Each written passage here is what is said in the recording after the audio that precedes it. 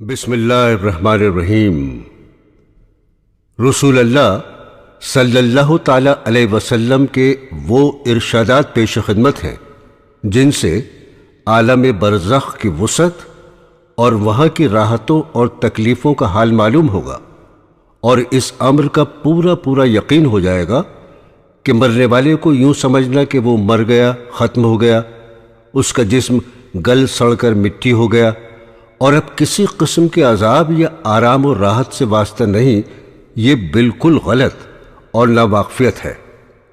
سرور عالم صلی اللہ تعالی علیہ وسلم کے ارشادات سے واضح طور پر معلوم ہوتا ہے کہ مرنے والے کو گو ہم بظاہر مردہ سمجھتے ہیں، لیکن حقیقت میں وہ زندہ ہوتا ہے، اور ہر شخص اپنے اپنے عمل کے اعتبار سے عالم برزخ میں آرام و راحت یا مصیبت اور تکلیف میں مبتلا ہوتا ہے۔ جب انسان مر جاتا ہے تو اس عالم سے منتقل ہو کر عالم برزخ میں پہنچ جاتا ہے، خواہ ابھی اسے قبر میں بھی نہ رکھا جائے یا آگ میں بھی نہ جلایا جائے۔ اس میں سمجھ اور شعور ہوتا ہے، اور عذاب کے دکھ درد اور آرام و راحت کو محسوس کرتا ہے۔ رسول اللہ صلی اللہ تعالی علیہ وسلم نے فرمایا کہ جب لاش چارپائی وغیرہ پر رکھ دی جاتی ہے اور اس کے بعد قبرستان لے جانے کے لیے لوگ اسے اٹھاتے ہیں، اگر وہ نیک تھا تو کہتا ہے کہ مجھے جلد لے چلو، اور اگر وہ نیک نہ تھا تو گھر والوں سے کہتا ہے، ہائے میری بربادی، مجھے کہاں لے جاتے ہو؟ پھر فرمایا کہ انسان کے سوا ہر چیز اس کی آواز سنتی ہے، اگر انسان اس کی آواز سن لے تو ضرور بے ہوش ہو جائے۔ چونکہ عام انسان اپنے مردوں کو دفن کیا کرتے ہیں، اس لیے احادیث شریف میں برزخ کی راحت یا عذاب کے بارے میں قبر ہی کے لفظ آتے ہیں، لیکن اس کا یہ مطلب نہیں کہ جن انسانوں کو دفن نہیں کیا جاتا بلکہ آگ کی نذر کر دیے جاتے ہیں یا پانی میں بہا دیے جاتے ہیں، وہ برزخ میں زندہ نہیں رہتے اور عذاب و ثواب سے انہیں کوئی واسطہ نہیں پڑتا۔ حالانکہ یہ نہیں، بلکہ عذاب اور ثواب کا تعلق روح سے ہے۔ اور یہ بات بھی یاد رہے کہ اللہ جل شانہ جلے ہوئے ذروں کو بھی جمع کر کے عذاب اور ثواب دینے پر قادر ہے، جیسا کہ حدیث شریف میں وارد ہے کہ پہلے زمانے میں ایک شخص نے بہت زیادہ گناہ کیے۔ جب وہ مرنے لگا تو اس نے اپنے بیٹوں کو وصیت کی کہ جب میں مر جاؤں تو مجھے جلا دینا اور میری راکھ کو آدھی خشکی میں اڑا دینا اور آدھی سمندر میں بہا دینا۔ یہ وصیت کر کے اس نے کہا، اگر خدا مجھ پر قادر ہو گیا اور اس نے اس کے باوجود بھی مجھے زندہ کر لیا تو مجھے ضرور بالضرور زبردست عذاب دے گا، جو میرے علاوہ سارے جہانوں میں سے اور کسی کو نہ دے گا۔ جب وہ مر گیا تو اس کے بیٹوں نے ایسا ہی کیا جیسا کہ اس نے وصیت کی تھی۔ پھر اللہ تعالیٰ نے سمندر کو حکم دیا اس شخص کے جسم کے سارے ذروں کو جمع کر دے۔ سمندر نے اپنے اندر کے سارے ذروں کو جمع کر دیا، اور اسی طرح خشکی کو حکم دیا، اس نے بھی اس شخص کے جسم کے سارے ذروں کو جمع کر دیا۔ سارے ذرے جمع فرما کر اللہ جل شانہ نے اسے زندہ فرما دیا کہ تو نے ایسی وصیت کیوں کی؟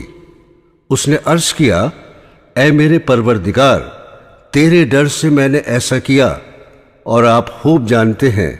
اس پر اللہ تعالیٰ نے اسے بخش دیا۔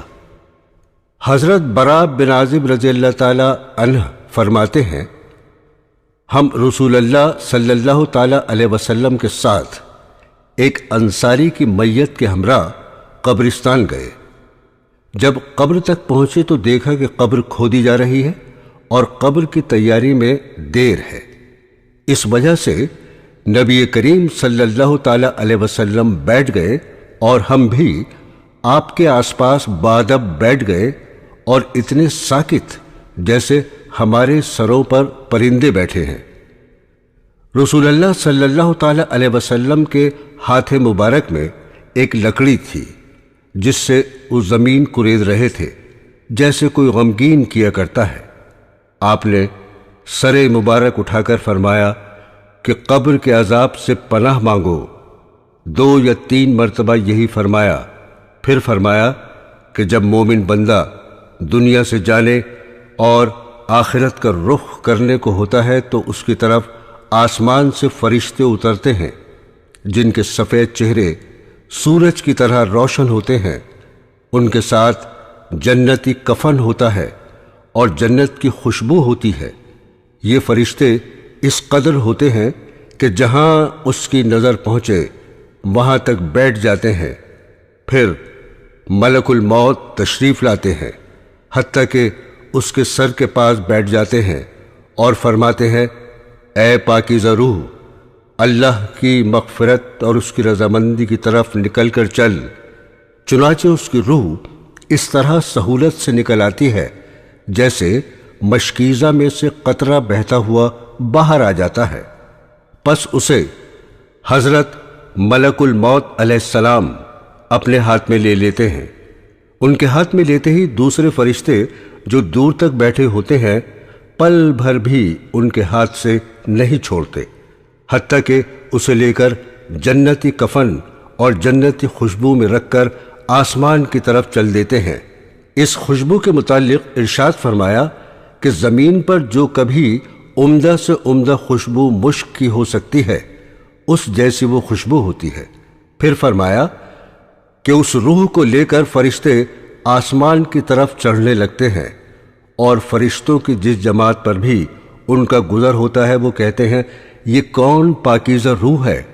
وہ اس کا اچھے سے اچھا نام لے کر جواب دیتے ہیں جس سے دنیا میں بلایا جاتا تھا کہ فلاں کا بیٹا فلاں ہے۔ اسی طرح پہلے آسمان تک پہنچتے ہیں اور آسمان کا دروازہ کھلواتے ہیں، چنانچہ دروازہ کھول دیا جاتا ہے اور وہ اس روح کو لے کر اوپر چلے جاتے ہیں۔ اسی طرح 7ویں آسمان تک ہر آسمان کے مقربین دوسرے آسمان تک اسے رخصت کرتے ہیں۔ جب 7ویں آسمان تک پہنچ جاتے ہیں تو اللہ تعالیٰ فرماتے ہیں کہ میرے بندے کی کتاب علیین میں لکھ دو اور اسے زمین پر واپس لے جاؤ، کیونکہ میں نے انسان کو زمین ہی سے پیدا کیا ہے اور اسی میں ان کو لوٹا دوں گا اور اسی سے ان کو دوبارہ نکالوں گا۔ چنانچہ اس کی روح اس کے جسم میں واپس کر دی جاتی ہے۔ اس کے بعد اس کے پاس 2 فرشتے آتے ہیں جو آ کر اسے بیٹھاتے ہیں اور اس سے سوال کرتے ہیں، تیرا رب کون ہے؟ وہ جواب دیتا ہے، میرا رب اللہ ہے۔ پھر اس سے پوچھتے ہیں کہ تیرا دین کیا ہے؟ وہ جواب دیتا ہے، میرا دین اسلام ہے۔ پھر اس سے پوچھتے ہیں کہ یہ کون صاحب ہیں جو تمہارے اندر بھیجے گئے ہیں؟ وہ کہتا ہے، وہ اللہ کے رسول ہے صلی اللہ تعالی علیہ وسلم۔ پھر اس سے دریافت کرتے ہیں، تیرا عمل کیا ہے؟ وہ کہتا ہے، میں نے اللہ کی کتاب پڑھی سو اس پر ایمان لایا اور اس کی تصدیق کی۔ اس کے بعد ایک منادی آسمان سے آواز دیتا ہے جو اللہ کا منادی ہوتا ہے کہ میرے بندے نے سچ کہا، سو اس کے لیے جنت کے بچھونے بچھا دیے جاتے ہیں اور جنتی کپڑے اسے پہنا دیے جاتے ہیں، اور جنت کی طرف ایک دروازہ کھول دیا جاتا ہے جس کے ذریعے جنت کی خوشبودار ہوا آتی رہتی ہے، اور اس کی قبر اتنی کشادہ کر دی جاتی ہے جہاں تک اس کی نظر پہنچے، اور اس کے پاس نہایت خوبصورت چہرے والا، بہترین لباس والا اور پاکیزہ خوشبو والا ایک شخص آ کر کہتا ہے کہ خوشی کی چیزوں کی بشارت سن لے، یہ تیرا وہ دن ہے جس کا تجھ سے وعدہ کیا جاتا تھا۔ وہ کہتا ہے کہ تم کون ہو؟ تمہارا چہرہ واقعی اس لائق ہے کہ اچھی خبر لائے؟ وہ کہتا ہے، میں تیرا عمل صالح ہوں۔ اس کے بعد وہ خوشی میں کہتا ہے، اے رب قیامت قائم فرما، اے رب قیامت قائم فرما کہ میں آپ کی انعام کردہ نعمتوں میں پہنچ جاؤں۔ اور جب کافر بندہ دنیا سے جانے اور آخرت کا رخ کرنے کو ہوتا ہے تو سیاہ چہروں والے فرشتے آسمان سے اس کے پاس آتے ہیں جن کے ساتھ ٹاٹ ہوتے ہیں، اور اس کے پاس اتنی دور تک بیٹھ جاتے ہیں جہاں تک اس کی نظر پہنچتی ہے، پھر ملک الموت تشریف لاتے ہیں، حتیٰ کہ اس کے سر کے پاس بیٹھ جاتے ہیں، پھر کہتے ہیں کہ اے خبیث، اللہ کی ناراضگی کی طرف نکل۔ ملک الموت کا یہ فرمان سن کر روح اس کے جسم میں ادھر ادھر بھاگی پھرتی ہے، لہذا ملک الموت اس کی روح کو جسم سے اس طرح نکالتے ہیں جیسے بوٹیاں بھوننے کی سیخ بھیگے ہوئے اون سے صاف کی جاتی ہے، یعنی کافر کی روح کو جسم سے زبردستی اس طرح نکالتے ہیں جیسے بھیگا ہوا اون کانٹے دار سیخ پر لپٹا ہوا ہو اور اس کو زور سے کھینچا جائے، پھر اس کی روح ملک الموت اپنے ہاتھ میں لے لیتے ہیں، اور ان کے ہاتھ میں لیتے ہی دوسرے فرشتے اس کو فوراً جھپٹ لیتے ہیں، پل جھپکنے کے برابر بھی ان کے پاس نہیں چھوڑتے، حتیٰ کہ فوراً ان سے لے کر اس کو ٹاٹوں میں لپیٹ دیتے ہیں جو ان کے پاس ہوتے ہیں، اور ان ٹاٹوں میں سے ایسی بدبو آتی ہے جیسے کبھی کسی بدترین سڑے ہوئے مردہ لاش سے روئے زمین پر بدبو پھوٹتی ہے۔ وہ فرشتے لے کر آسمان کی طرف چڑھتے ہیں اور فرشتوں کی جس جماعت پر بھی پہنچتے ہیں وہ کہتے ہیں یہ کون خبیث روح ہے؟ وہ اس کا برے سے برا نام لے کر کہتے ہیں جس سے وہ دنیا میں بلایا جاتا تھا کہ فلاں کا بیٹا فلاں ہے، حتیٰ کہ وہ اسے لے کر پہلے آسمان تک پہنچتے ہیں اور دروازہ کھلوانا چاہتے ہیں، مگر اس کے لیے دروازہ نہیں کھولا جاتا، جیسا کہ اللہ نے فرمایا ان کے لیے آسمان کے دروازے نہ کھولے جائیں گے اور نہ وہ کبھی جنت میں داخل ہوں گے جب تک اونٹ سوئی کے ناکے میں نہ چلا جائے۔ اونٹ سوئی کے ناکے میں جا نہیں سکتا، لہذا وہ بھی جنت میں نہیں جا سکتے۔ پھر اللہ تعالیٰ فرماتے ہیں کہ اس کی کتاب سجین میں لکھ دو جو سب سے نیچی زمین میں ہے، چنانچہ اس کی روح سجین کی طرف وہیں سے پھینک دی جاتی ہے۔ پھر حضور صلی اللہ تعالیٰ علیہ وسلم نے یہ آیت تلاوت فرمائی جس کا ترجمہ ہے، اور جو شخص اللہ کے ساتھ شرک کرتا ہے گویا وہ آسمان سے گر پڑا، پھر درندوں نے اس کی بوٹیاں نوچ لیں یا اس کو ہوا نے دور دراز جگہ پر لے جا کر پھینک دیا، پھر اس کی روح اس کے جسم میں لوٹا دی جاتی ہے، اور اس کے پاس دو فرشتے آتے ہیں اور اسے بٹھا کر پوچھتے ہیں تیرا رب کون ہے؟ وہ کہتا ہے ہائے ہائے مجھے نہیں معلوم۔ پھر اس سے دریافت کرتے ہیں کہ تیرا دین کیا ہے؟ وہ کہتا ہے ہائے مجھے پتہ نہیں۔ پھر اس سے دریافت کرتے ہیں کہ یہ شخص کون ہے جو تمہارے اندر بھیجے گئے؟ وہ کہتا ہے ہائے ہائے مجھے کچھ پتہ نہیں۔ جب یہ سوال و جواب ہو چکے ہوتے ہیں تو آسمان سے ایک منادی آواز دیتا ہے کہ اس نے جھوٹ کہا، اس کے نیچے آگ بچھا دو اور اس کے لیے دوزخ کا دروازہ کھول دو۔ چنانچہ دروازہ کھول دیا جاتا ہے، دوزخ کی تپش اور سخت گرم لو آتی رہتی ہے اور قبر اس پر تنگ کر دی جاتی ہے، حتیٰ کہ اس کی پسلیاں بھیج کر آپس میں ادھر کی ادھر ہو جاتی ہیں، اور اس کے پاس ایک شخص آتا ہے جو بدصورت اور خراب کپڑے پہنے ہوئے، جس کے جسم سے بہت بری بدبو آتی ہے۔ وہ شخص اس سے کہتا ہے کہ مصیبت کی خبر سن لے، یہ وہ دن ہے جس کا تجھ سے وعدہ کیا جاتا ہے۔ وہ کہتا ہے تو کون ہے؟ واقعی تیری صورت اسی لائق ہے کہ تو بری خبر سنائے۔ وہ کہتا ہے کہ میں تیرا برا عمل ہوں اور آگے تیرے اوپر ایسا عذاب ہونے والا ہے۔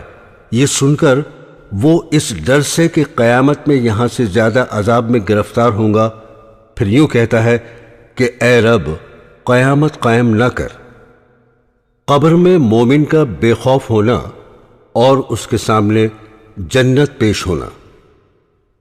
حضرت ابو ہریرہ رضی اللہ تعالی عنہ فرماتے ہیں کہ رسول اللہ صلی اللہ تعالی علیہ وسلم نے ارشاد فرمایا کہ بلا شبہ مردہ اپنی قبر میں پہنچ کر بے خوف اور با اطمینان بیٹھتا ہے، پھر اس سے سوال کیا جاتا ہے کہ تو دنیا میں کس مذہب پر تھا؟ وہ جواب دیتا ہے میں اسلام پر تھا۔ پھر اس سے سوال ہوتا ہے کہ تیرے عقیدے میں یہ کون ہیں جو تمہاری طرف بھیجے گئے؟ وہ جواب دیتا ہے کہ وہ محمد رسول اللہ صلی اللہ تعالی علیہ وسلم ہیں، جو ہمارے پاس اللہ کے پاس سے کھلے کھلے معجزے لے کر آئے۔ سو ہم نے ان کی تصدیق کی۔ پھر اس سے پوچھا جاتا ہے کیا تو نے اللہ کو دیکھا ہے؟ وہ جواب دیتا ہے کہ دنیا میں اللہ تعالیٰ کو میں کیسے دیکھ لیتا؟ دنیا میں کوئی آدمی اسے نہیں دیکھ سکتا۔ پھر اس کے سامنے دوزخ کی طرف ایک روشن دان کھولا جاتا ہے، جس کے ذریعے وہ دوزخ کو دیکھتا ہے کہ آگ کے انگارے آپس میں ایک دوسرے کو کھائے جاتے ہیں۔ جب وہ دوزخ کا منظر دیکھ لیتا ہے تو اس سے کہتے ہیں کہ دیکھ اللہ نے تجھے کس مصیبت سے بچایا۔ پھر اس کے سامنے جنت کی طرف ایک روشن دان کھولا جاتا ہے، جس کے ذریعے وہ جنت کی رونق اور جنت کی دوسری چیزیں دیکھ لیتا ہے۔ پھر اس سے کہا جاتا ہے کہ یہ جنت تیرا ٹھکانہ ہے، تو ایمان یقین پر زندہ رہا اور یقین ہی پر تجھے موت آئی، اور اسی پر تو قیامت کے روز قبر سے اٹھے گا انشاءاللہ تعالی۔ پھر فرمایا اور نافرمان آدمی خوف زدہ اور گھبرایا ہوا اپنی قبر میں بیٹھتا ہے۔ اس سے سوال ہوتا ہے کہ تو دنیا میں کس حال میں تھا؟ وہ جواب دیتا ہے مجھے پتہ نہیں۔ پھر اس سے حضور نبی کریم صلی اللہ تعالی علیہ وسلم کے متعلق سوال ہوتا ہے کہ تیرے عقیدے میں یہ کون ہیں جو تمہاری طرف بھیجے گئے ہیں؟ وہ کہتا ہے اس بارے میں بھی وہی کہوں گا جو اور لوگوں نے کہا۔ پھر اس کے سامنے جنت کی طرف ایک روشن دان کھولا جاتا ہے، جس کے ذریعے اس کی رونق اور اس کے اندر کی دوسری چیزیں دیکھ لیتا ہے۔ پھر اس سے کہا جاتا ہے دیکھ تو نے خدا کی نافرمانی کی، خدا نے تجھے کس نعمت سے محروم رکھا۔ پھر اس کے سامنے دوزخ کی طرف ایک روشن دان کھولا جاتا ہے، جس کے ذریعے وہ دوزخ کو دیکھ لیتا ہے کہ آگ کے انگارے ایک دوسرے کو کھائے جاتے ہیں۔ پھر اس سے کہا جاتا ہے یہ تیرا ٹھکانہ ہے، تو شک ہی پر زندہ رہا اور شک ہی پر تجھے موت آئی، اور انشاءاللہ قیامت کو بھی تو اسی شک پر اٹھے گا۔ مومن سے فرشتوں کا کہنا کہ دلہن کی طرح سو جا، اور منافق اور کافر کو زمین کا بھینچنا۔ حضرت ابو ہریرہ رضی اللہ تعالی عنہ فرماتے ہیں کہ رسول اللہ صلی اللہ تعالی علیہ وسلم نے ارشاد فرمایا کہ جب میت کو قبر میں رکھ دیا جاتا ہے تو اس کے پاس دو فرشتے آتے ہیں جن کا رنگ کالا اور آنکھیں نیلی ہوتی ہیں، جن میں سے ایک کو منکر اور دوسرے کو نکیر کہا جاتا ہے۔ وہ دونوں آ کر اس سے پوچھتے ہیں کہ تو کیا کہتا ہے ان صاحب کے بارے میں جو تمہاری طرف بھیجے گئے؟ وہ جواب دیتا ہے کہ وہ اللہ کے بندے اور اس کے رسول ہیں۔ میں گواہی دیتا ہوں کہ اللہ کے سوا کوئی معبود نہیں، اور بلا شبہ محمد اللہ کے بندے اور اس کے رسول ہیں۔ یہ سن کر وہ دونوں کہتے ہیں ہم تو جانتے تھے کہ تو ایسا ہی جواب دے گا۔ پھر اس کی قبر اتنی کشادہ کر دی جاتی ہے کہ 70 ہاتھ مربع کشادہ ہو جاتی ہے۔ پھر اس کی قبر منور کر دی جاتی ہے۔ پھر اس سے کہا جاتا ہے اب تو سو جا۔ وہ کہتا ہے میں تو اپنے گھر جا کر اپنے گھر والوں کو اپنا حال بتانا چاہتا ہوں۔ وہ کہتے ہیں یہاں آ کر جانے کا قانون نہیں ہے، تو سو جا جیسا کہ دلہن سوتی ہے جسے اس کے شوہر کے سوا کوئی نہیں اٹھا سکتا، لہذا وہ آرام سے قبر میں رہتا ہے یہاں تک کہ اللہ اسے قیامت کے روز اس جگہ سے اٹھائے گا۔ اور اگر مرنے والا منافق یا کافر ہوتا ہے تو وہ منکر نکیر کو جواب دیتا ہے کہ میں نے جو لوگوں کو کہتے سنا وہی کہا، اس سے زیادہ میں نہیں جانتا۔ وہ دونوں کہتے ہیں کہ ہم تو خوب جانتے تھے کہ تو ایسا ہی جواب دے گا۔ پھر زمین سے کہا جاتا ہے کہ اس کو بھینچ دے، چنانچہ زمین اسے بھینچ دیتی ہے اور اس کی پسلیاں ادھر ادھر ہو جاتی ہیں۔ پھر وہ قبر کے اندر عذاب ہی میں رہتا ہے یہاں تک کہ قیامت کو خدا اسے وہیں سے اٹھائے گا۔ حضرت عطا بن یسار رضی اللہ تعالی عنہ فرماتے تھے کہ حضرت عمر رضی اللہ تعالی عنہ سے رسول اللہ صلی اللہ تعالی علیہ وسلم نے فرمایا کہ اے عمر، اس وقت تمہارا کیا حال ہوگا جبکہ لوگ تم کو قبر میں رکھ کر اور مٹی ڈال کر چلے آئیں گے، پھر تمہارے پاس قبر میں قبر کے ممتحن یعنی امتحان لینے والے آئیں گے، جن کی آواز سخت گرج کی طرح ہوگی اور جن کی آنکھیں نظر اچک لینے والی بجلی کی طرح ہوں گی، سو وہ تم کو ہلا ڈالیں گے اور تم سے حاکمانہ گفتگو کریں گے۔ بتاؤ اس وقت تمہارا کیا حال ہوگا؟ حضرت عمر رضی اللہ تعالی عنہ نے عرض کیا، یا رسول اللہ، کیا اس وقت ہماری عقل ہمارے ساتھ ہوگی؟ آپ نے ارشاد فرمایا، ہاں، اسی طرح تمہاری عقلیں تمہارے پاس ہوں گی جیسی آج ہیں۔ یہ سن کر حضرت عمر رضی اللہ تعالی عنہ نے عرض کیا کہ بس میں نمٹ لوں گا۔ برزخ میں صبح و شام جنت یا دوزخ کا پیش ہونا۔ حضرت عبداللہ بن عمر رضی اللہ تعالی عنہ فرماتے ہیں کہ رسول اللہ صلی اللہ تعالی علیہ وسلم نے ارشاد فرمایا، بلا شبہ جب تم میں سے کوئی مر جاتا ہے تو صبح و شام اس کا ٹھکانہ جنت یا دوزخ کا اس کے سامنے پیش کیا جاتا ہے۔ اگر وہ جنتی ہے تو جنت پیش کی جاتی ہے، اور اگر وہ دوزخی ہے تو دوزخ پیش کی جاتی ہے، اور اس کی جگہ دکھا دکھا کر اس سے کہا جاتا ہے کہ یہ تیرا ٹھکانہ ہے۔ پھر فرمایا، قیامت کے دن جب کہ خدا اسے قبر سے اٹھائے گا، ہر صبح و شام ایسا ہی ہوتا رہے گا۔ سورہ مومن میں بھی اس کو ارشاد فرمایا ہے، صبح و شام ان پر آگ پیش کی جاتی ہے۔ قبر میں عذاب دینے والے اژدہے۔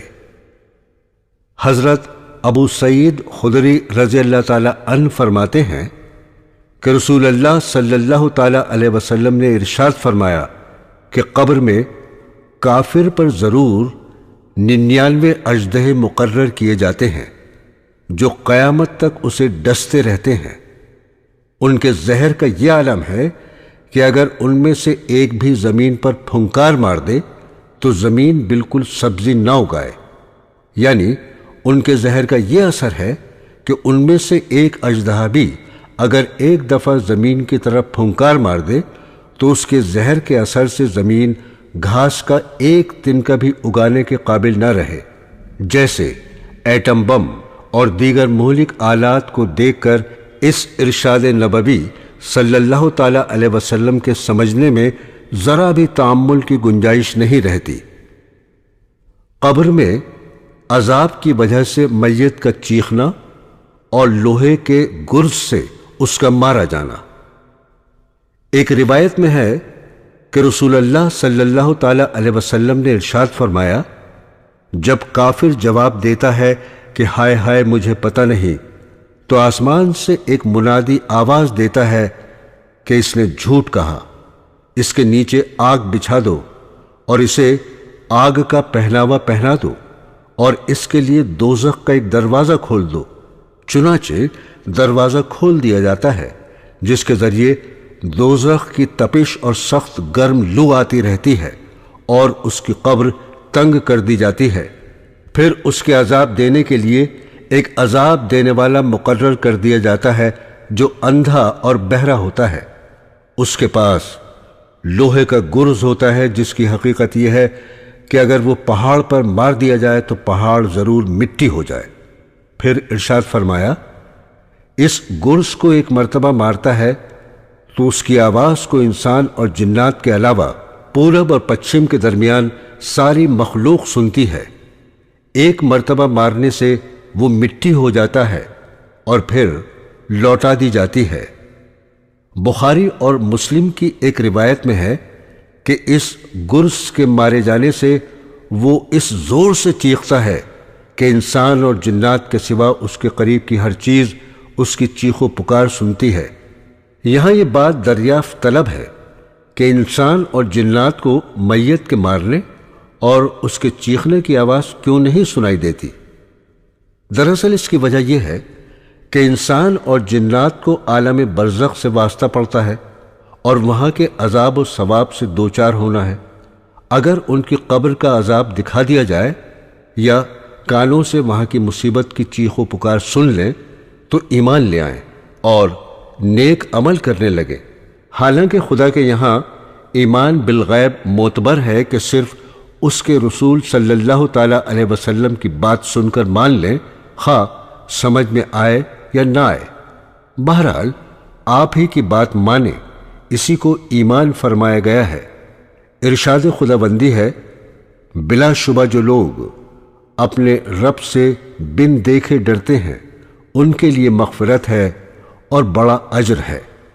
اگر دوزخ اور جنت اور برزخ کے حالات آنکھوں سے دکھا دیے جائیں، مگر خدا کے یہاں آنکھوں سے دیکھے ہوئے پر ایمان لانے کا اعتبار نہیں ہے، اسی وجہ سے مرتے وقت ایمان معتبر نہیں ہے، کیونکہ اس وقت عذاب کے فرشتے نظر آ جاتے ہیں۔ فرعون کے بارے میں قرآن حکیم میں ارشاد فرمایا گیا ہے، جس کا ترجمہ ہے، حتیٰ کہ جب وہ ڈوبنے لگا تو اس نے کہا میں ایمان لایا اس پر کہ اس کے سوا کوئی معبود نہیں جس پر بنی اسرائیل ایمان لاتے ہیں، اور میں مسلمانوں میں سے ہوں۔ مگر اس کے اس وقت کے اقرار نے اس کو نہیں بچایا اور دنیا و آخرت کا عذاب اس نے چکھ لیا، سو اللہ نے اس کو دنیا و آخرت کے عذاب میں پکڑ لیا۔ بلا شبہ اس میں بڑی عبرت ہے اس کے لیے جو اللہ سے ڈرے۔ حضرت زید بن ثابت رضی اللہ تعالی عنہ فرماتے ہیں کہ رسول اکرم صلی اللہ تعالی علیہ وسلم ایک مرتبہ اپنے خچر پر سوار ہو کر قبیلہ بنو نجار کے ایک باغ میں تشریف لے جا رہے تھے، اور ہم بھی آپ کے ساتھ تھے کہ اچانک آپ کا خچر بدک گیا، اور ایسا بدکا کہ قریب تھا آپ کو نیچے گرا دے۔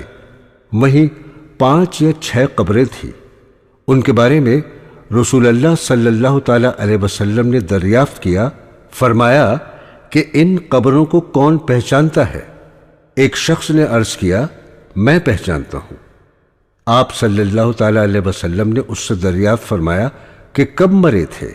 اس نے کہا کہ زمانہ شرک میں مرے تھے۔ آپ نے ارشاد فرمایا کہ انسان کو قبروں میں عذاب دیا جاتا ہے، سو اگر مجھے ڈر نہ ہو تاکہ تم آپس میں دفن کرنا چھوڑ دو گے تو خدا سے ضرور دعا کرتا تم کو بھی اس قبر کے عذاب کا کچھ حصہ سنا دے جسے میں سن رہا ہوں۔ بخاری اور مسلم کی ایک روایت میں ہے کہ حضرت ابن عباس رضی اللہ تعالی عنہ سے مروی ہے کہ رسول خدا صلی اللہ تعالی علیہ وسلم کا 2 قبروں پر گزر ہوا تو آپ نے ارشاد فرمایا، ان کو عذاب ہو رہا ہے، اور کسی بڑے گناہ کے سبب عذاب نہیں ہو رہا ہے، بلکہ ایسی معمولی باتوں پر جن سے بچ سکتے تھے۔ پھر آپ نے ان دونوں کے گناہوں کی تفصیل بتائی کہ ان دونوں میں ایک پیشاب کرنے میں پردہ نہیں کرتا تھا، اور ایک روایت میں ہے کہ پیشاب سے نہ بچتا تھا، اور یہ دوسرا چغلی کرتا پھرتا تھا۔ پھر آپ نے ایک تر ٹہنی منگا کر بیچ میں سے اس کو چیر کر آدھی اس قبر پر گاڑ دی اور آدھی دوسری قبر پر۔ صحابہ نے عرض کیا، یا رسول اللہ، آپ نے ایسا کیوں کیا؟ آپ نے ارشاد فرمایا کہ شاید ان دونوں کا عذاب ان کے سوکھنے تک ہلکا کر دیا جائے گا، یعنی ان کی تسبیح کی برکت سے۔ بخاری شریف میں ایک طویل روایت ہے جس میں رسول اکرم صلی اللہ تعالی علیہ وسلم کا ایک خواب روایت کیا گیا ہے، جس میں عالم برزخ کے خاص عذابوں کا ذکر ہے۔ آپ نے فرمایا، میں نے آج رات خواب دیکھا ہے کہ 2 شخص میرے پاس آئے اور میرا ہاتھ پکڑ کر مجھ کو ایک مقدس زمین کی طرف لے چلے۔ دیکھتا کیا ہوں کہ ایک شخص بیٹھا ہوا ہے اور دوسرا کھڑا ہوا ہے، اور اس کے ہاتھ میں لوہے کا زنبور ہے۔ اس بیٹھے ہوئے کے کلے کو چیر رہا ہے یہاں تک کہ گدے تک جا پہنچا۔ پھر دوسرے کلے کے ساتھ بھی یہی معاملہ کرتا ہے، اور وہ کلہ اس کا درست ہو جاتا ہے۔ وہ پھر اس پہلے کے ساتھ ایسا ہی کرتا ہے۔ میں نے پوچھا، یہ کیا بات ہے؟ وہ دونوں شخص بولے، آگے چلو۔ ہم آگے چلے، یہاں تک کہ ایک شخص پر گزر ہوا جو لیٹا ہوا ہے، اور اس کے سر پر ایک شخص بھاری پتھر لیے کھڑا ہے۔ اس سے اس کا سر نہایت زور سے پھوڑتا ہے۔ جب وہ پتھر اس کے سر پر دے مارتا ہے، پتھر لڑک کر دور جا گرتا ہے۔ جب وہ اس کو اٹھانے کے لیے جاتا ہے تو ابھی تک لوٹ کر اس کے پاس آنے نہیں پاتا کہ اس کا سر اچھا خاصا جیسا تھا ویسا ہی ہو جاتا ہے، اور پھر اس کو اسی طرح پھوڑتا ہے۔ میں نے پوچھا، یہ کیا ہے؟ وہ دونوں بولے، آگے چلو۔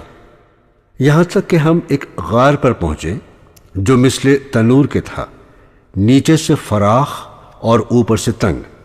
اس میں آگ جل رہی تھی اور اس میں بہت سے ننگے مرد اور عورتیں بھرے ہوئے تھے۔ جس وقت وہ آگ اوپر کو اٹھتی ہے، اس کے ساتھ وہ اوپر کو اٹھاتے ہیں، یہاں تک کہ قریب نکلنے کے ہو جاتے ہیں۔ میں نے پوچھا، یہ کیا ہے؟ وہ دونوں بولے، آگے چلو۔ ہم آگے چلے، یہاں تک کہ خون کی نہر پر پہنچے۔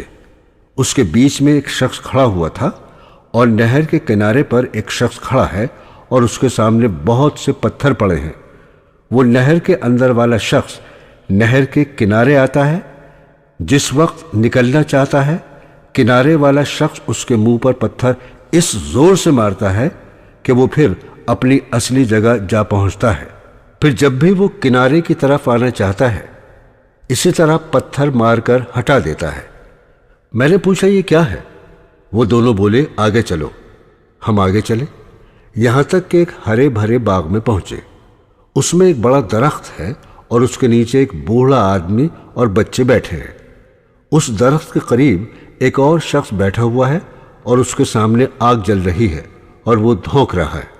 پھر وہ دونوں مجھ کو چڑھا کر ایک درخت کے اوپر لے گئے اور ایک گھر درخت کے بیچ نہایت عمدہ تھا، اس میں مجھے لے گئے۔ میں نے ایسا گھر کبھی نہیں دیکھا۔ اس میں مرد، بوڑھے، جوان، عورتیں اور بچے بہت سے تھے۔ پھر اس سے باہر لا کر اور اوپر لے گئے، اس میں بوڑھے اور جوان تھے۔ میں نے ان دونوں شخصیات سے کہا کہ تم نے مجھ کو رات بھر پھرایا، اب بتاؤ کہ یہ سب کیا اسرار ہے؟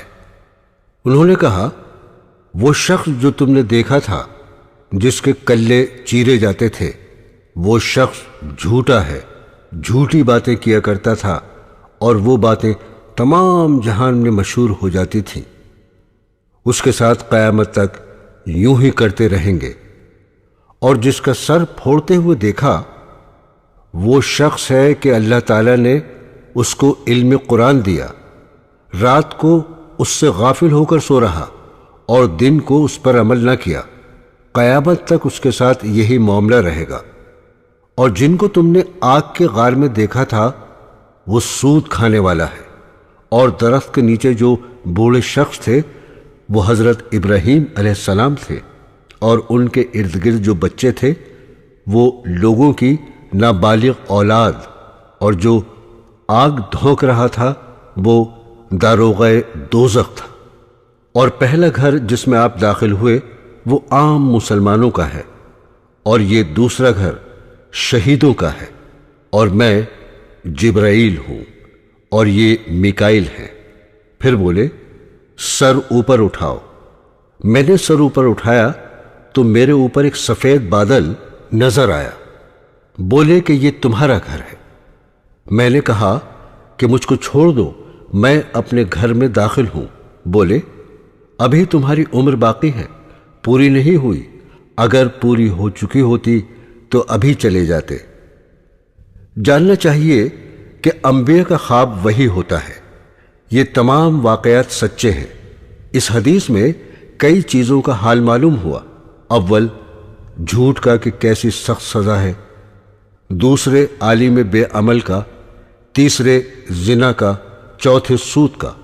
خدا تعالیٰ سب مسلمانوں کو ان کاموں سے محفوظ رکھے، آمین۔ عالم برزخ کی یہ سزائیں جو آن حضرت صلی اللہ تعالیٰ علیہ وسلم نے دیکھیں، بالکل برحق اور صحیح ہیں، شک کی کوئی گنجائش نہیں ہے۔ زمین کا میت سے بات کرنا۔ حضرت ابو سعید خدری رضی اللہ تعالیٰ عنہ روایت فرماتے ہیں کہ ایک روز رسول خدا صلی اللہ تعالیٰ علیہ وسلم باہر تشریف لائے تو آپ نے لوگوں کو دیکھا کہ کھل کھلا کر ہنس رہے ہیں، جس کی وجہ سے ان کے دانت باہر نکلے ہوئے ہیں۔ ان کا یہ حال دیکھ کر آپ نے فرمایا کہ خبردار، بلا شبہ اگر تم لذتوں کی کاٹنے والی چیز یعنی موت کو کثرت سے یاد کرتے تو تم کو میں اس حالت میں نہ دیکھتا۔ لہذا تم لذتوں کو کاٹنے والی چیز یعنی موت کو کثرت سے یاد کیا کرو، کیونکہ قبر پر کوئی دن ایسا نہیں ہوگا جس دن وہ یوں نہ کہتی ہو کہ میں بیگانگی کا گھر ہوں اور میں تنہائی کا گھر ہوں اور میں مٹی کا گھر ہوں اور میں کیڑوں کا گھر ہوں۔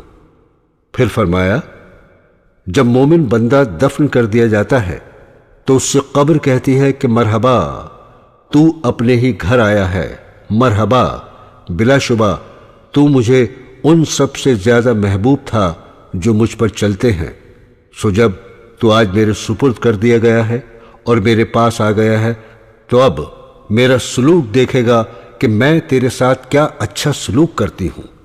اس کے بعد جہاں تک نظر پہنچتی ہے وہاں تک قبر کشادہ ہو جاتی ہے اور اس کے لیے جنت کا ایک دروازہ کھول دیا جاتا ہے، اور جب فاجر یا کافر بندہ دفن کر دیا جاتا ہے تو اس سے قبر کہتی ہے کہ تیرا آنا برا آنا ہے اور تو بری جگہ آیا، یاد رکھ مجھ پر چلنے والوں میں تو مجھے سب سے زیادہ مبغوض یعنی دشمن تھا، سو اب جب تو میرے سپرد کر دیا گیا ہے اور آج میرے بس میں آ گیا ہے، اب تو دیکھے گا کہ تجھ سے کیا معاملہ کرتی ہوں۔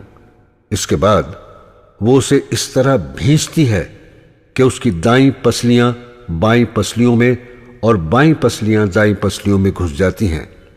اس کیفیت کو حضور اقدس صلی اللہ تعالی علیہ وسلم نے اس طرح ظاہر فرمایا کہ اپنے مبارک ہاتھ کی انگلیاں دوسرے ہاتھ کی انگلیوں میں داخل فرمائیں۔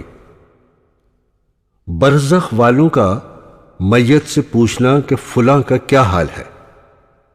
حضرت ابو ہریرہ رضی اللہ تعالی عنہ روایت فرماتے ہیں کہ رسول خدا صلی اللہ تعالی علیہ وسلم نے فرمایا کہ جب فرشتے مومن کی روح کو جب علیین میں لے جاتے ہیں جہاں مومنین کی روحیں رہتی ہیں، اس کے پاس وہ پہلے پہنچی ہوئی روحیں ایسی خوش ہوتی ہیں کہ اس دنیا میں تم بھی اپنے کسی غائب کے آنے پر اتنا خوش نہیں ہوتے۔ پھر اس سے پوچھتے ہیں کہ فلاں کا کیا حال ہے، فلاں کا کیا حال ہے۔ پھر وہ کہتے ہیں کہ اچھا ابھی ٹھہرو، پھر پوچھ لینا، ذرا آرام تو کرنے دو، کیونکہ دنیا کے غم میں مبتلا تھا۔ پھر وہ بتانے لگتا ہے کہ فلاں اس طرح ہے، فلاں اس طرح ہے، اور وہ کسی شخص کے بارے میں کہتا ہے جو اس سے پہلے مر چکا تھا کہ وہ تو مر گیا، کہ تمہارے پاس نہیں آیا۔ یہ سن کر وہ رنج کرنے لگتے ہیں اور کہتے ہیں کہ جب دنیا سے آ گیا اور ہمارے پاس نہیں آیا تو ضرور اس کو دوزخ میں پہنچا دیا گیا ہوگا۔ طبرانی کی روایت میں ہے کہ رسول خدا صلی اللہ تعالی علیہ وسلم نے ارشاد فرمایا کہ بلا شبہ تمہارے اعمال تمہارے رشتہ داروں اور خاندان والوں کے سامنے پیش کیے جاتے ہیں جو آخرت میں پہنچ چکے ہیں۔ اگر تمہارے عمل نیک ہوئے تو وہ خوش ہوتے ہیں اور خداوند کریم سے دعا کرتے ہیں کہ اے اللہ، یہ آپ کا فضل اور رحمت ہے، سو آپ اپنی نعمت اس پر پوری فرما دیجئے اور اسی پر اس کو موت دیجئے۔ اور اگر برا عمل ان کے سامنے پیش ہوتا ہے تو کہتے ہیں کہ اللہ اس کے دل میں نیکی ڈال دے جو تیری رضا اور تیرے قرب کا سبب ہو جائے۔ قبر کا مومن کو دبانا ایسا ہوتا ہے جیسے ماں بیٹے کا سر دباتی ہے۔ حضرت عائشہ رضی اللہ تعالی عنہ نے حضور اقدس صلی اللہ تعالی علیہ وسلم سے عرض کیا کہ یا رسول اللہ، جب سے آپ نے مجھے منکر نکیر کی ہیبت ناک آواز اور قبر کے بھینچنے کا ذکر فرمایا ہے، اس وقت سے مجھے کسی چیز سے تسلی نہیں ہوتی اور دل کی پریشانی دور نہیں ہوتی۔ آپ نے ارشاد فرمایا، اے عائشہ، منکر نکیر کی آواز مومن کے کانوں میں ایسی ہوگی جیسے ایک سریلی آواز کانوں میں بھی بھلی معلوم ہوتی ہے، جیسے آنکھوں میں سرما لگانے سے آنکھوں کو لذت محسوس ہوتی ہے، اور مومن کو قبر کا زمانہ ایسا ہوتا ہے جیسے کسی کے سر میں درد ہو اور اس کی شفقت والی ماں آہستہ آہستہ اپنے بیٹے کا سر دباتی ہے اور وہ اس سے آرام و راحت پاتا ہے۔ اور یاد رکھ اے عائشہ، اللہ کے بارے میں شک کرنے والوں کے لیے بڑی خرابی ہے، اور وہ قبر میں اس طرح بھینچے جائیں گے جیسے انڈے کو پتھر پر رکھ کر دبایا جاتا ہے۔ حضرت حذیفہ رضی اللہ تعالی عنہ فرماتے تھے کہ قبر میں بھی حساب ہے اور آخرت میں بھی حساب ہے، سو جس قبر میں حساب لیا گیا اس نے آخرت کے عذاب سے نجات پائی، اور جس سے قیامت میں حساب لیا جائے گا اسے عذاب ہوگا۔ حکیم ترمذی رحمت اللہ علیہ فرماتے تھے کہ اس سے معلوم ہوا کہ قبر میں مومن سے اسی لیے حساب لیا جاتا ہے کہ قیامت کا دن اس کے لیے آسان ہو جائے، اور برزخ کی تکلیفیں اٹھا کر پاک و صاف ہو کر قیامت کو اس حال میں اٹھے کہ سیدھا جنت میں داخل ہو جائے۔ زمین و آسمان کا مومن سے محبت کرنا۔ حضرت انس رضی اللہ تعالی عنہ کا بیان ہے کہ رسول اللہ صلی اللہ تعالی علیہ وسلم نے ارشاد فرمایا کہ ہر انسان کے لیے آسمان کے 2 دروازے ہیں، ایک دروازے سے اس کا عمل چڑھتا ہے اور دوسرے دروازے سے اس کا رزق اترتا ہے۔ جب مومن مر جاتا ہے تو دونوں دروازے اس کے مرنے پر روتے ہیں۔ حضرت ابن عمر رضی اللہ تعالی عنہما حضور اقدس صلی اللہ تعالی علیہ وسلم سے روایت کرتے ہیں، آپ نے فرمایا، بے شک جب مومن مر جاتا ہے تو اس کے مرنے پر قبرستان اپنے آپ کو سجا لیتے ہیں، لہذا ان کا کوئی حصہ ایسا نہیں ہوتا جو یہ تمنا نہ کرتا ہو کہ یہ مجھ میں دفن ہو۔ حضرت ابن عباس رضی اللہ تعالی عنہ فرماتے تھے کہ مومن کے مرنے پر 40 دن تک زمین روتی ہے۔ حضرت عطا خراسانی فرماتے تھے کہ جو بندہ زمین کے کسی حصے میں سجدہ کرتا ہے وہ حصہ قیامت کے روز اس کے حق میں گواہی دے گا اور اس کے مرنے کے دن روئے گا۔ قبر میں علم کا نفع۔ حضرت ابن عباس رضی اللہ تعالی عنہ روایت فرماتے ہیں کہ رسول اکرم صلی اللہ تعالی علیہ وسلم نے فرمایا، جب عالم مر جاتا ہے تو خدا اس کے علم کی ایک مانوس بہترین صورت بنا دیتا ہے جو اس کے ساتھ قبر میں رہتی ہے اور قیامت تک اس کا دل بہلاتی رہے گی اور زمین کے کیڑے مکوڑوں سے اسے بچاتی رہے گی۔ مدینہ منورہ میں مرنے کی فضیلت۔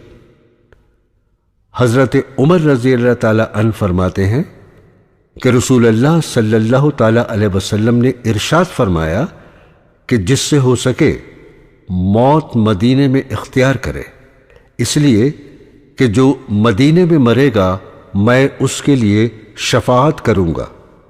حضور اقدس صلی اللہ تعالی علیہ وسلم کی شفاعت نصیب ہونے کے ساتھ مدینہ منورہ میں مرنے کا یہ بھی فائدہ ہے کہ وہاں حضرات صحابہ اور بڑے بڑے اولیاء اکرام مدفون ہیں، ان کے پڑوسی بھی باعث رحمت اور نفع بخش ہوتے ہیں، اور حضور اقدس صلی اللہ تعالی علیہ وسلم سے بڑھ کر کوئی اچھا پڑوس نہیں ہو سکتا، لہذا برزخ میں آپ کی برکات سے مستفیض ہوتا رہے گا۔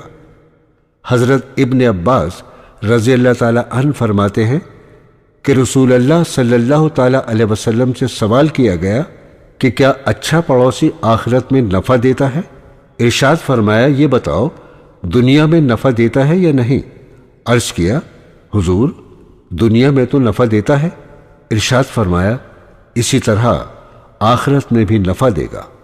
حضرت عبداللہ بن نافع المزنی رحمت اللہ علیہ فرماتے تھے، مدینہ شریف میں ایک صاحب کی وفات ہوئی اور ان کو مدینہ میں دفن کر دیا گیا۔ ان کو ایک صاحب نے خواب میں دیکھا کہ وہ دوزخیوں میں ہیں۔ یہ دیکھ کر وہ بہت رنجیدہ ہوئے۔ پھر انہی صاحب نے ان کو 7ویں یا 8ویں روز پھر خواب میں دیکھا کہ جنتیوں میں ہیں۔ ان سے سوال کیا گیا کہ پہلے تو تم دوزخیوں کی جماعت میں تھے اور اب جنتیوں میں ہو، اس کی کیا وجہ ہے؟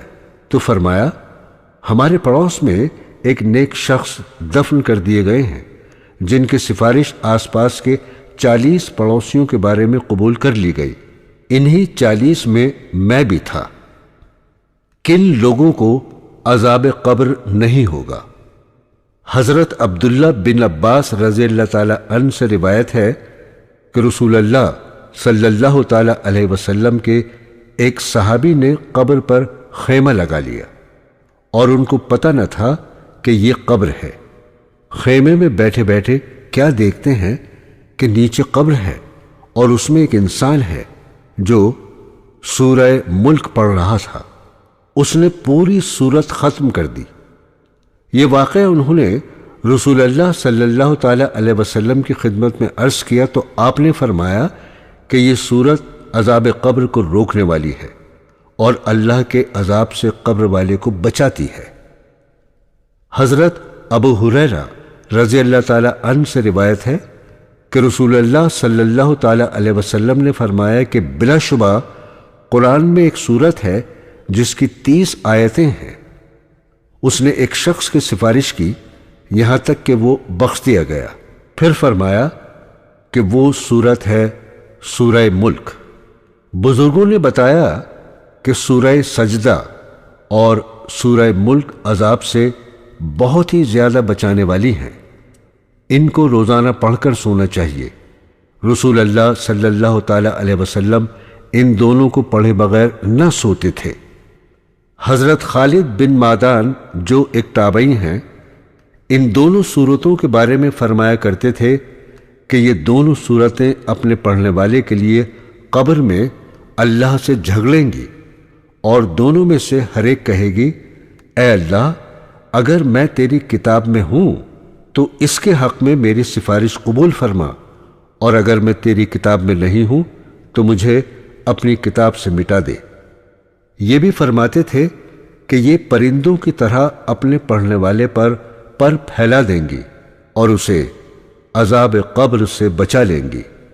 بعض بزرگوں سے روایت ہے کہ ایک میت کو قبر میں رکھ کر جب واپس ہونے لگے تو قبر کے اندر سے ایک دھماکے کی آواز آئی اور اس کے اندر سے ایک کالا کتا نکل کر بھاگا۔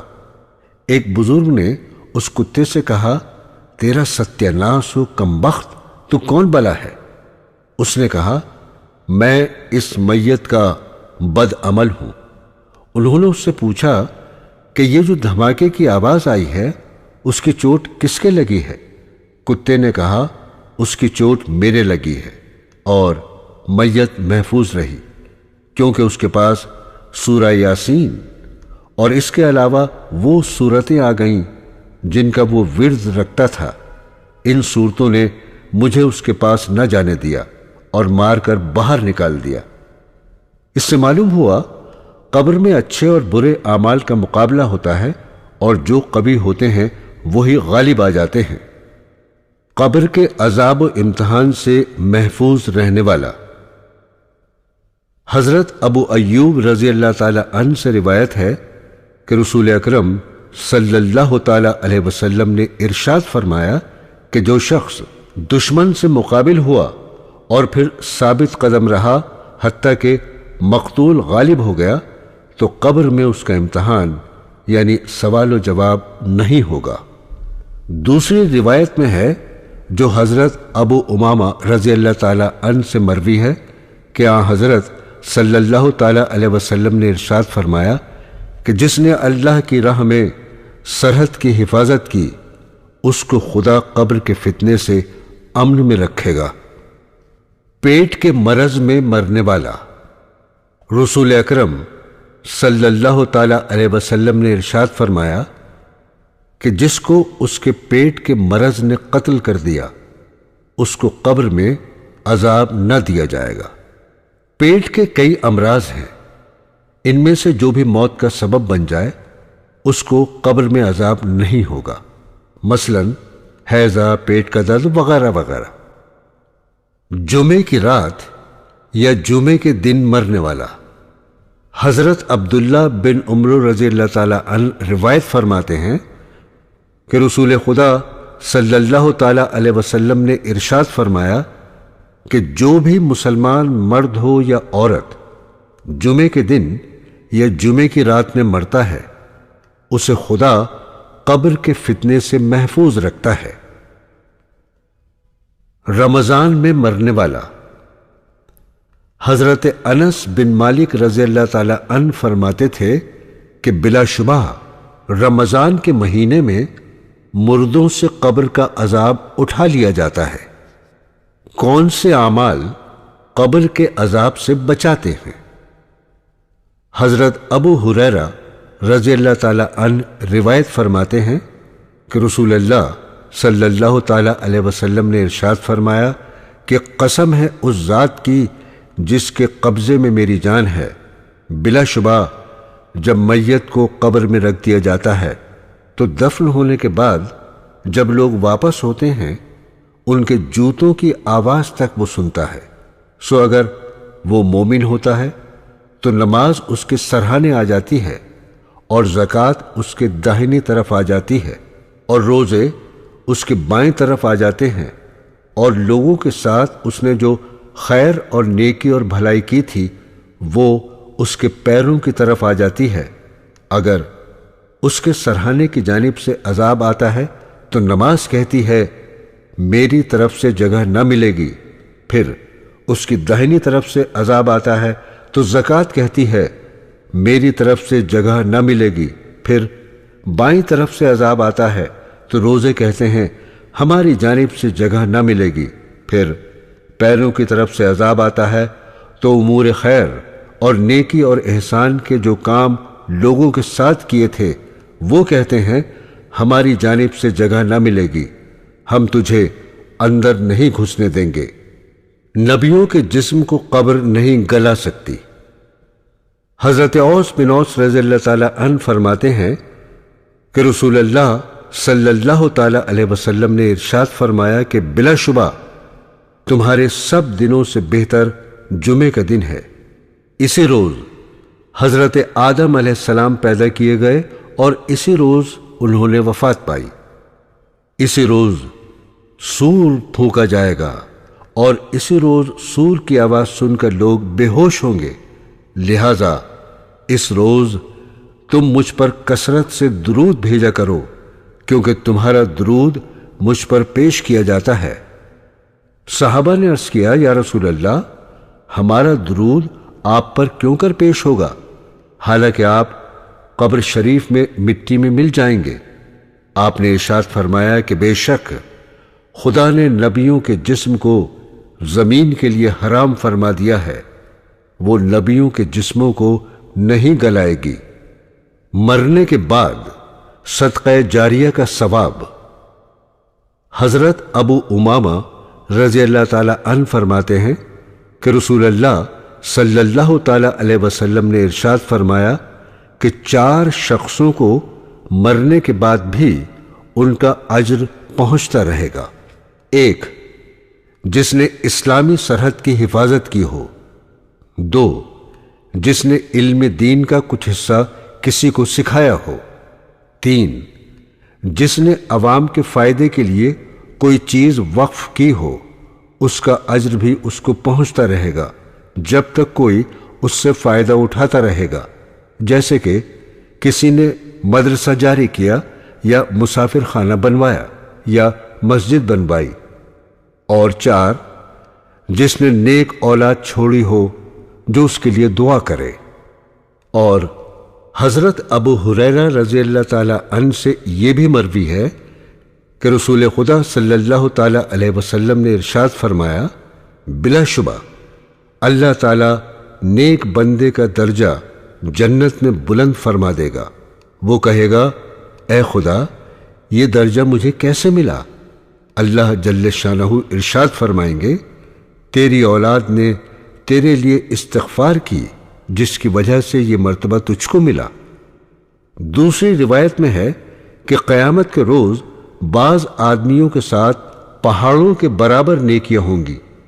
وہ یہ دیکھ کر عرض کرے گا کہ یہ مجھے کہاں سے ملی؟ ارشاد ہوگا تیری اولاد کے استغفار کرنے کی بدولت تجھے یہ عنایت کی گئی ہیں۔ حضرت ابن عباس رضی اللہ تعالی عنہ روایت فرماتے ہیں کہ رسول خدا صلی اللہ تعالی علیہ وسلم نے ارشاد فرمایا کہ میت اپنی قبر میں تمہاری مدد کا ایسا محتاج ہوتی ہے جیسے کوئی ڈوبتا ہوا سہارا ڈھونڈتا ہے۔ پھر فرمایا وہ دعا کی منتظر رہتی ہے کہ اس کے باپ یا ماں یا بھائی یا دوست کی جانب سے اسے کچھ ثواب پہنچ جائے۔ جب اسے ان میں سے کسی کی دعا پہنچتی ہے تو ساری دنیا اور جو کچھ دنیا میں ہے اس سب سے زیادہ اس کو وہ دعا محبوب ہوتی ہے، اور بے شک زمین والوں کی دعا سے اللہ تعالیٰ قبر والوں کو پہاڑوں کے برابر ثواب پہنچاتا ہے، اور بے شک زندوں کا ہدیہ مردوں کے لیے ان کے واسطے استغفار کرنا ہے۔ ایک میت کا کفن چور کے چانٹا مارنا۔ حضرت شیخ ابو اسحاق خزاری فرماتے تھے کہ ایک آدمی میرے پاس اکثر بیٹھا کرتا تھا اور اپنا آدھا چہرہ چھپائے رکھتا تھا کہ ایک دن میں نے اس سے چہرہ چھپانے کی وجہ دریافت کی تو اس نے کہا کہ میں اس شرط پر تمہیں بتاتا ہوں کہ آپ اور کسی کو نہیں بتائیں گے۔ میں نے کہا ہاں میں کسی سے نہیں کہوں گا۔ اس پر انہوں نے اپنا واقعہ سنایا کہ میں کفن چرایا کرتا تھا۔ ایک روز ایک عورت دفن ہوئی تو میں اس کی قبر پر پہنچا اور اس کی پوٹ کی چادر کھینچ کر کفنی کھینچنے لگا تو وہ مجھ سے نہیں کھینچی، لہذا میں نے دونوں گھٹنے زمین پر ٹیک کر اسے کھینچنا شروع کیا۔ میں کفنی کو کھینچ ہی رہا تھا کہ اچانک اس عورت نے میرے منہ پر اس زور سے چانٹا مارا کہ اس کی 5 انگلیاں ابھر آئیں۔ میں قبر کی اینٹیں اور کفن درست کر کے واپس آ گیا اور اس دن سے توبہ کر لی کہ آئندہ کفن نہیں چراؤں گا، چونکہ اس تماچے کی انگلیاں اب تک میرے گال پر ابھری ہوئی ہیں، اس لیے اپنا منہ چھپائے رہتا ہوں۔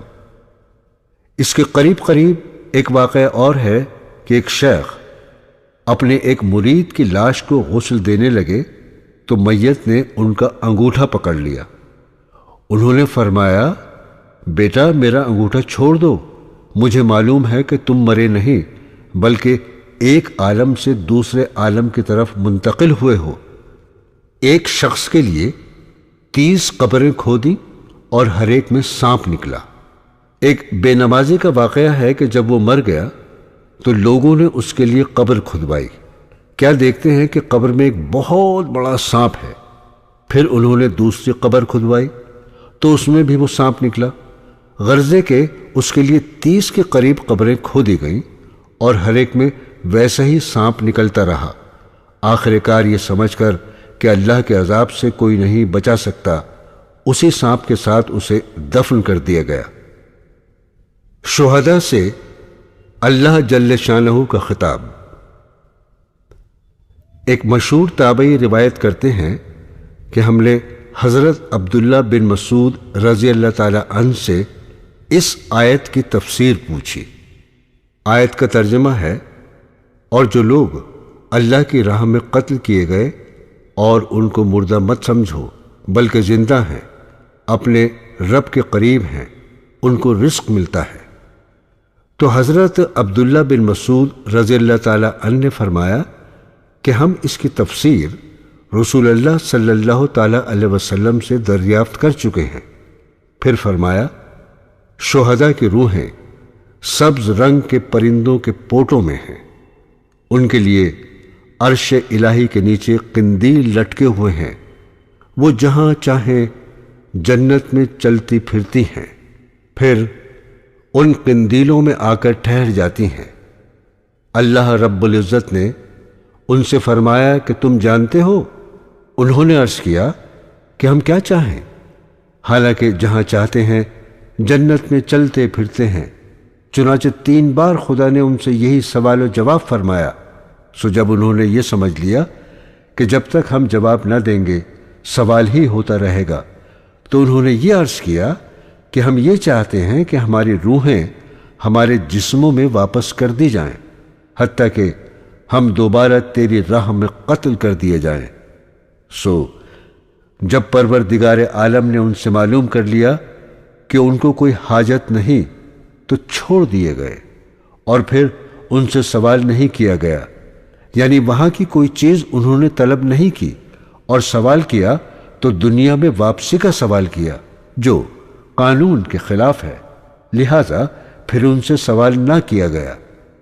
روحوں کا سبز پرندوں کے پوٹوں میں ہونا شہداء کے ساتھ خاص نہیں، بلکہ دوسرے مومنوں کی روحیں بھی ان پرندوں کے پوٹوں میں جنت کی سیر کرتی ہیں، جیسا کہ حضرت کعب ابن مالک رضی اللہ تعالی عنہ کی روایت میں ہے کہ رسول خدا صلی اللہ تعالی علیہ وسلم نے ارشاد فرمایا، ترجمہ: بلا شبہ ایمان والوں کی روحیں سبز پرندوں کے اندر ہوتی ہیں جو جنت کے درختوں سے کھاتی پیتی ہیں۔